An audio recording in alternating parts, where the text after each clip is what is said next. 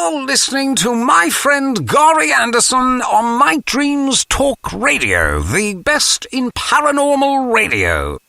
Now, John, cut that out. I keep telling you I am not the best, but I'm trying to do better each night. Anyway, on the news, Voyager 2 has entered in between two solar systems. What does that mean? I really don't know, other than they have left our solar system and they're going into another solar system. Well, scientists today have said that the worst mass extinction on Earth was not caused by an asteroid, but it was caused by climate change. Well, I think we all know that, and I think we're slowly going for a ride right now. We're slowly picking up in speed about our Earth changes. Well, an asteroid was found to have water on it. I don't know if it was liquid water or ice, but it tells us that, well, even asteroids have water and have things that can create life. Anyway, we're going to have Mason Richard on right after this. Please check out the Night Dreams Talk Radio website at www.nightdreamstalkradio.com. Also, if you want to keep our show free of advertising, just hit the donate button. Give $1 or $2. Remember, all prior shows are always free to listen to. We at Night Dreams Talk Radio thank you for your support. Yeah, you want to go to www.nightdreamstalkradio.com, take a look at our gallery, take a little bit of information about our host that's on our show. We have two other hosts right now on our network. We got Michael W. Hall, we have James, and we're going to have another host coming up here in the next couple of weeks. It's going to be talking about, well, horror movies and horror trivia. We are really growing on Night Dreams Talk Radio. You know, in fact, this past Sunday, I got a phone call about 3:30 Pacific time, and it was a radio station in Spain. Evidently, the talk show host there has been listening to Night Dreams Talk Radio and said to me, that which really shocked me, said, do you know, in Spain, your show is one of the top shows being downloaded in Spain. I didn't know that many people out there could understand English, but well, what can I say? I know that we have a huge audience now and have had for a long time in the UK, Australia, and now Spain. Well, what can I say? Thank you, guys. I really want to do a shout out to you guys for listening to Night Dreams Talk Radio and my show. Anyway, Mason, how is it going, my friend? I'm doing well. How are you tonight, Gary? I am doing good, considering old age. Okay, all right. Remember, you're only as old as you feel. So, today I feel 119. My mother would say that and pat my hand. I didn't get that until years later, but now I do understand why she did that. Yeah, hi. The UFO thing, phenomenon that's really growing here in Maine. I see a lot of people. It's a conversation starter now here in Maine, and more and more people are opening up and saying, yeah, I did see something last year, or yeah, I did see something a few years back. And I saw something in 2003, and I thought enough about it that I had to report it to the UFO Reporting Center, Peter Davenport's special project there. And it was the 25th of November, and it was on the Portland waterfront. I'm here in Portland, Maine. And I'll tell you a little bit about it. I worked the all-night at that time, and I had to do my rounds. And I walked out onto the docks and was looking around. And as I look, I'm facing South Portland, so I'm facing south. And to my right, about 6-8 miles to my right, is the Portland Jetport. And I've lived here all my life, so I know the flight patterns and all that. And I happened to see a big white light coming towards me, coming towards Portland, which is very unusual. And I'll tell you what I wrote. I wrote it down. I went into the archives, and I wrote down what I had written to Mr. Davenport. And this is what I wrote. While at work in the Portland, Maine waterfront at 2 a.m., I did see a bright white light, 25 to 45 seconds, that vanished behind and into a cloud. I did wait about 10 minutes for it to reappear. I never saw it again. So that's my experience, but since I live in the area and I know the area, I went exploring for about 2 weeks to find out what was going on in South Portland. Was there some sort of a construction project, something going on that maybe I misunderstood the lights, and I could not find an explanation of that light, why I would see it take off. Yeah, go ahead. We're listening. Yeah, and I just, it has perplexed me to this day. Well, I'll be honest with you, Mason, a lot of people have seen UFOs. A lot of people, just kind of keep it to themselves because you know what? There's still a stigma, about if you see a UFO or if you see a Bigfoot or something like that, and you go around telling people, it's starting to get more popular. In fact, I think right now the UFO scene is probably more popular than it was in the 90s, which when Art Bell did his show, he really brought out, the UFO thing. And it kind of died off, like the last 10 years. But I noticed at the beginning of this year, there was a big surge back into UFOs. And people want to know more about it. And there's so many strange things and people having sightings like you did. How did you feel? And did you try to figure out if that was a plane or how did you feel when you went home that night?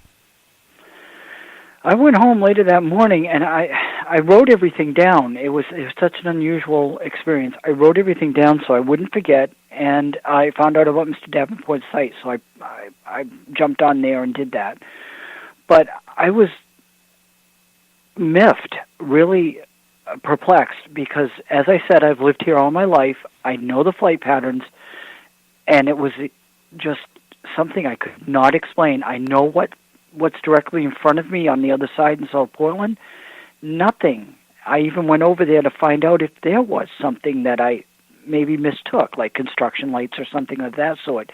Nothing. There was nothing there that would account for what I saw coming down at me.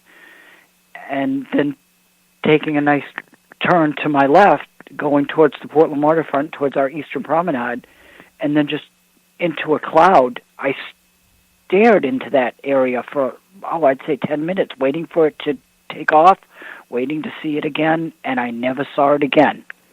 And since I worked that particular shift, that particular area every night, 5 nights a week, I took, I'd say 6 months, it was a thing for me to watch for that, and I never saw it again. Well, I'll be honest with you, back in the 70s, I took a job. I live up here in the Northwest, in the Seattle-Tacoma area.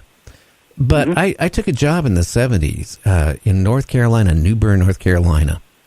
I hated the place. No offense. It just wasn't what I thought it would be. The company hired me. They kind of fibbed about, the environment around that area. So, me and my wife, after about 3 months, we decided to come home. And, we were driving home. We got back to New Mexico.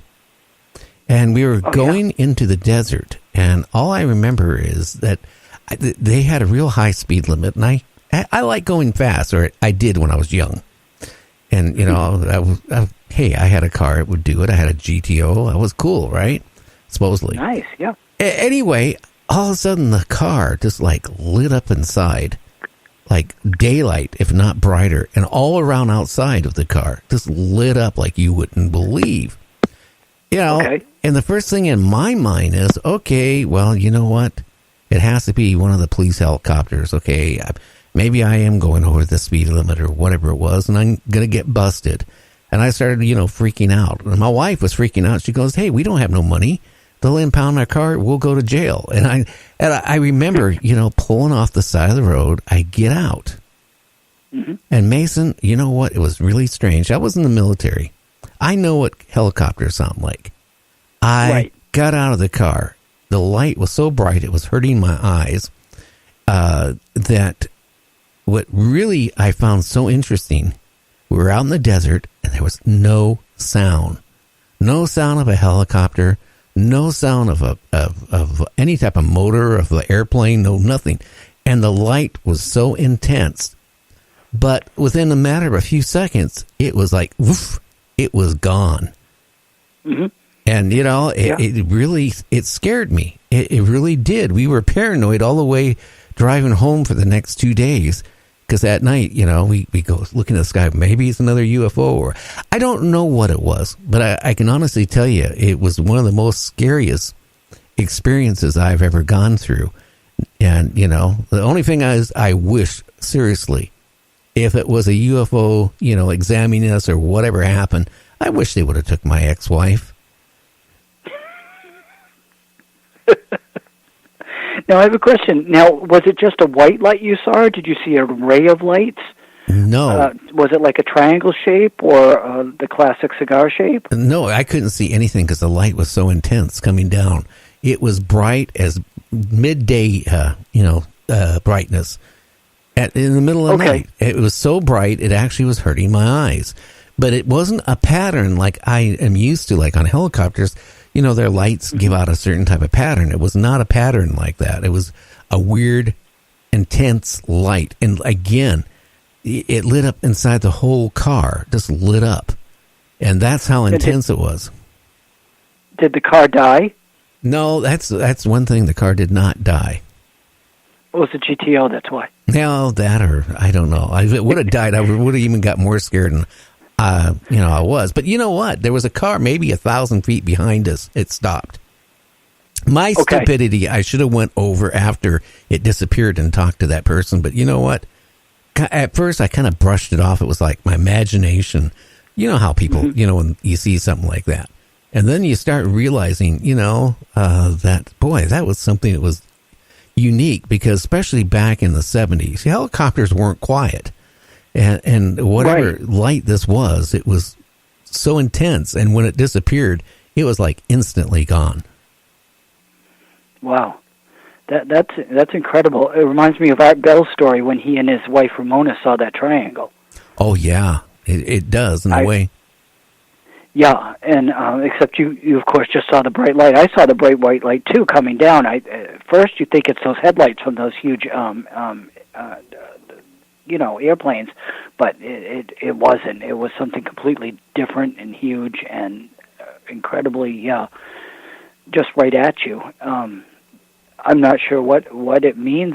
You don't hear anything. You just see this huge white light. Are they examining us? Are they looking at you going, maybe I should pick this one up and check them out further? You don't know what's going on with these things. And it's a lot of people have experiences like that where they see things and that's all they see.